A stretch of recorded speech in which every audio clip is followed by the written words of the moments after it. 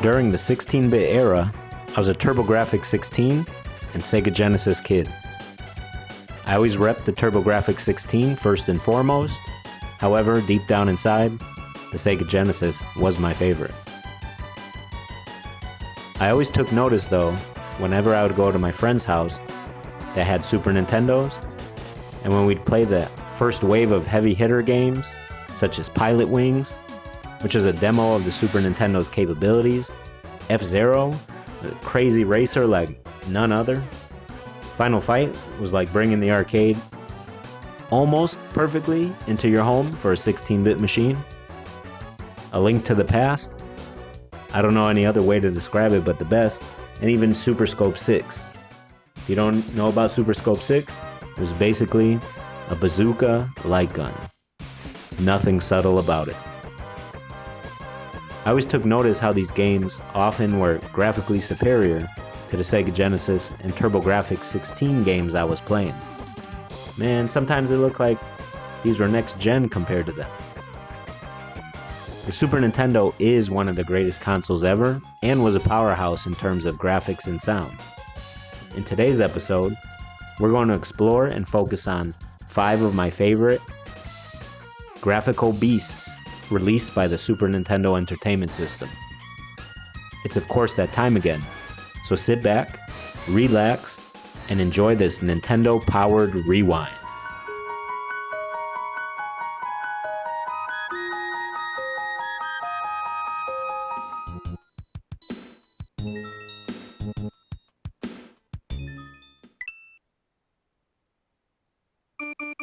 When the Super Famicom and then the Super Nintendo dropped, it was flexing graphically with their pack-in games, and probably the dopest pack-in game ever, Super Mario World.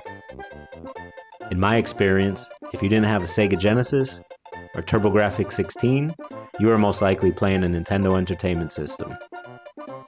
So if that was the case, and then you upgraded to a Super Nintendo, the jump from Nintendo to Super Mario World was ridiculous. I mean, you could see it in the advertisements in the magazines and the articles, but if you didn't experience it firsthand, then you just didn't know. The impact was something else. It was crazy. I remember seeing a whole article in the local Sunday morning paper that was talking about the Super Nintendo that was dropping in several weeks. It showcased Super Mario World, and it showed the scene where the giant bullet was flying over his head. It looked revolutionary, and nobody referred to things back then as next gen, but it definitely was. Everyone was taking notice. Even though the Genesis and TurboGrafx were out, Super Mario World just stood out because of its graphics. It really changed the game and helped the Super Nintendo in its war against the Sega Genesis. Think about it, when it's a pack-in game like that, and it looks like that and plays like that, you're selling a lot of consoles. Sometimes just for that game. When I think of the 16-bit generation, I automatically think of Super Mario World. It just stands out. I was always impressed by how large the character sprites were and how well they were all animated. You had all of the assortments of new moves that you can do, and the enemies also moved around perfectly. There are many different locations where Mario travels to, and all the backgrounds in each stage look perfect. They're crafted to give each stage added depth and a sense of immersion.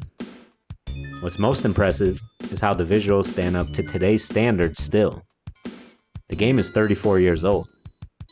It is a timeless classic and still impressive to this day.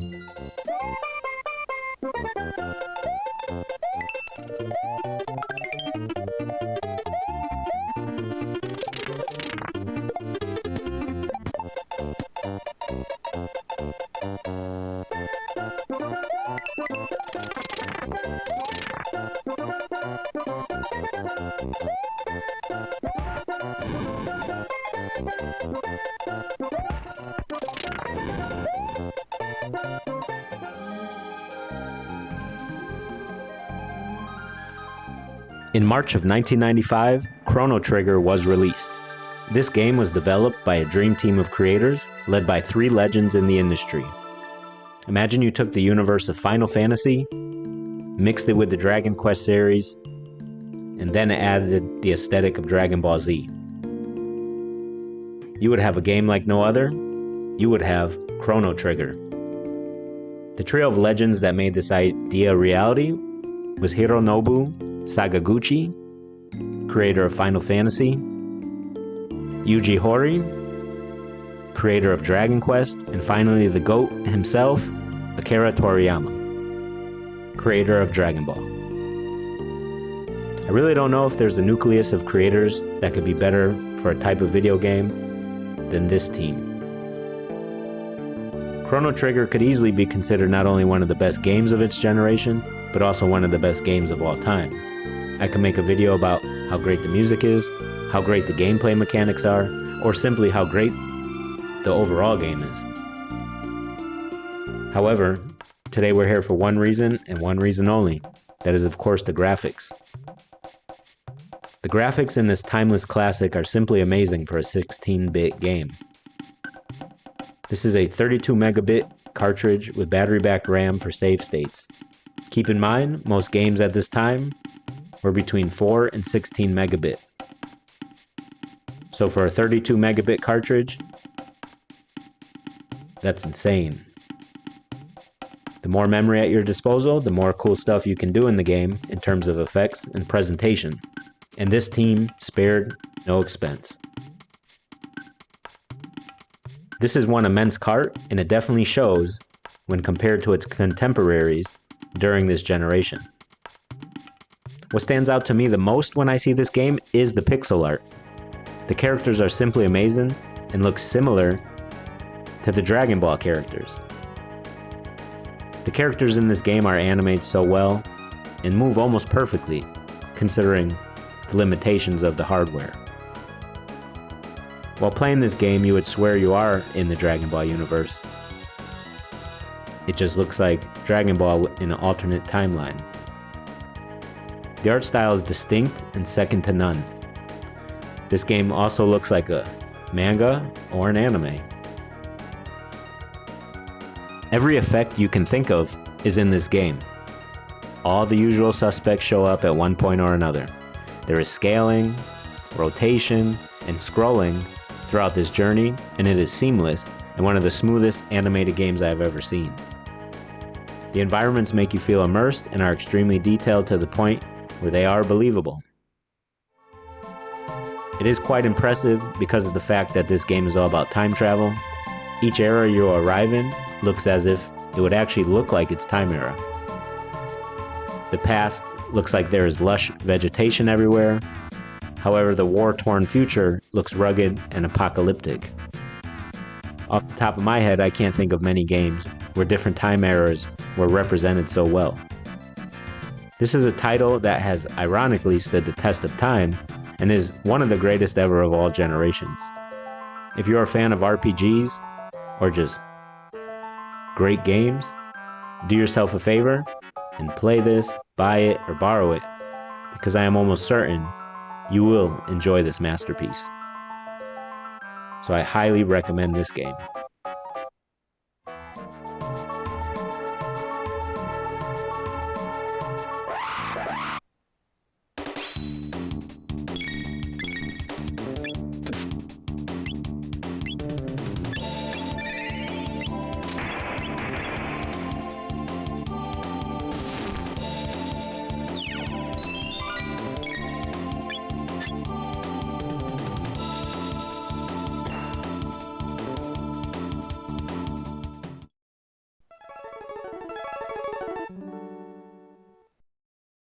Is it me, or does it seem every Mega Man cover sucks?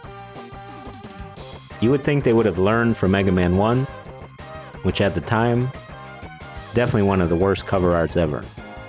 I mean, nowadays there are lots of trash cover art, especially because they just put someone's face on the cover. But I mean, this is from back then, and this looks like Morty with lizard eyes and veneers. It's crazy. Anyways, Mega Man X was released on the Super Nintendo in January 1994. At this time, there were Mega Man games still out and being played for the Nintendo. These Nintendo titles look great. However, if you were a person that made the jump from Nintendo Mega Man, and then you just jumped to Super Nintendo Mega Man X in the span of over a year or so, it was nothing short of incredible. When you compare the two games, see what I mean? Just look at the difference in the games. I swear the leap from 8-bit to next generation, 16-bit, was like no other in history, and it could be noticed immediately. I will have to admit, when Mega Man first arrived on the Nintendo in 1987, I never liked these games. I will give credit where credit is due though. The Mega Man games always had the best graphics and the best music, which stand up to this day. The Mega Man franchise is top tier, and I know this. I just never liked the games. I did have a Super Nintendo for a few in 1993 and 1994, but I didn't have Mega Man X. For some reason, it just wasn't on my radar. I mean, that was definitely an error in judgment on my part, huh? It wasn't until early 2000s, maybe around 2003, when I actually played Mega Man X with purpose for the first time. And then I realized, damn, I missed out on a game that was some next level-ish. The music in this game just might be one of my favorite soundtracks from that era. It's some of the best soundtrack music ever, but that could be for another video. When I start this game up and play it, the first thing I notice is the backgrounds in every level. They're so detailed and look amazing that they create such depth that the environment immerses you into the Mega Man world. You can sense the danger, you can see time passing, and the way they exhibit that is you might start the level during the day and finish it in the evening or at dusk. For example, when you first start the game up and you're on the highway scene, the environment speaks for itself. You can see a cityscape in the distance, and you can also see the interconnected highway routes that create a familiar sense. The cityscape to me looks so cool. The backgrounds show the lights in the city shining during dusk and slowly transitioning to night. These effects are most apparent in the forest stage. The character sprites all look great. The artwork is phenomenal. I mean, it's like a cartoon. I really can't believe this flew under my radar back then, especially when I read Electronic Gaming Monthly and GamePro all the time. When you first look at the characters, you can see that the sprite work is second to none and on point. Now, if you are not on Team Super Nintendo and in school like to talk junk, eventually someone that's repping Super Nintendo will be like, hey, look at this screenshot in Electronic Gaming Monthly or GamePro. Look at the ratings they got. Mega Man X is way better than the Genesis games you like. Deep down inside, I was thinking, damn, they're right. But F that. Super Nintendo sports games suck. That was my way of coping with the loss. The characters do not only look great, but they're animated to the point where they just flow. Everything is smooth in this game. However, there is one gripe about it, and it's minor. It's definitely not a deal breaker. There is slowdown throughout your adventures, but in all honesty, sometimes it comes with the territory. And if you grew up in the 80s and 90s, moving on from Nintendo to Sega to Super Nintendo, you're used to slowdown. Besides the sprite work and animations being top tier, the world is colorful, but not silly, where you lose the dread or the suspense. The color palette is utilized in the backgrounds to create extra depth in order to make you see how high above or below surface level you are. Not many games looked this good back then. Out of all the Mega Man franchise, this is definitely my favorite of them all. It is fun. However, it could still get annoying the only way Mega Man knows how. And that's to whoop that ass regularly when you step up. Same old Mega Man, but whole new assortment of tactics and weapons at your disposal to combat the madness and complete the journey. I definitely recommend this game. It is a classic.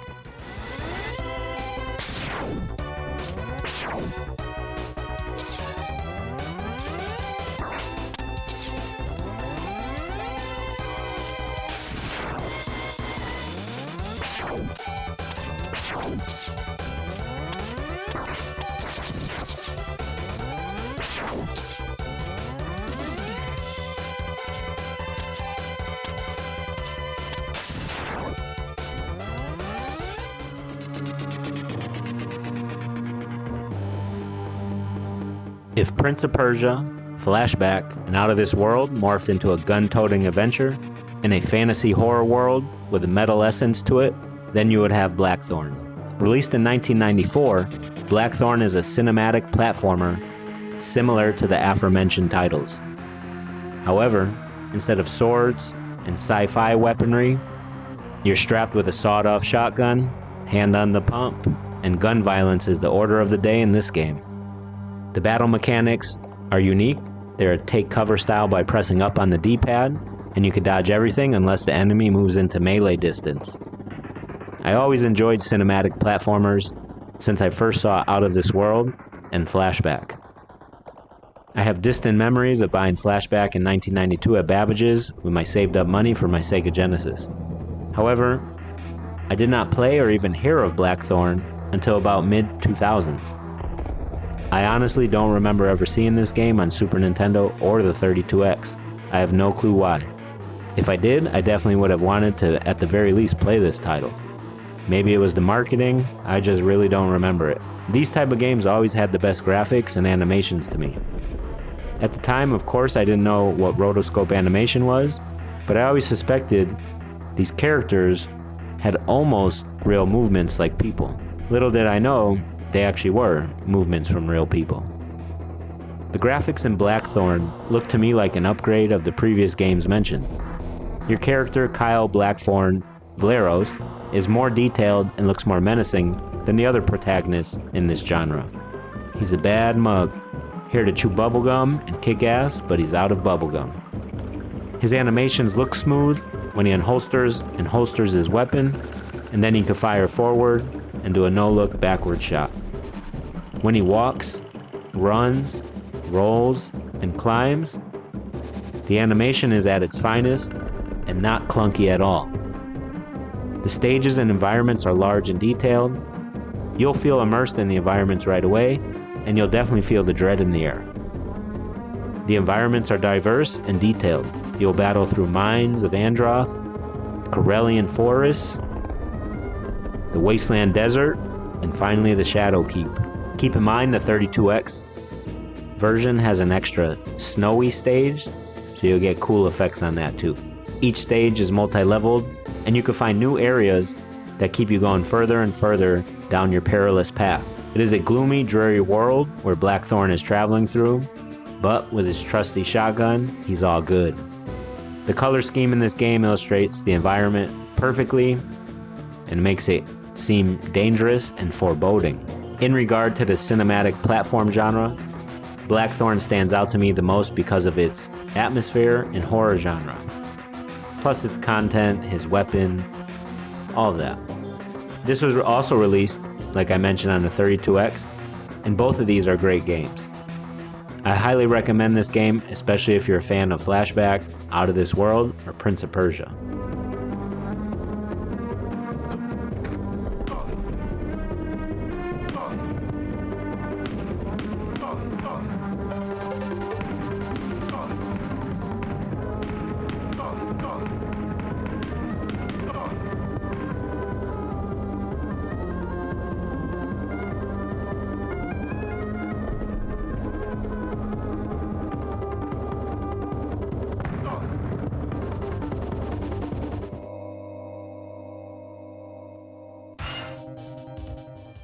The Street Fighter franchise is one of my all-time favorites.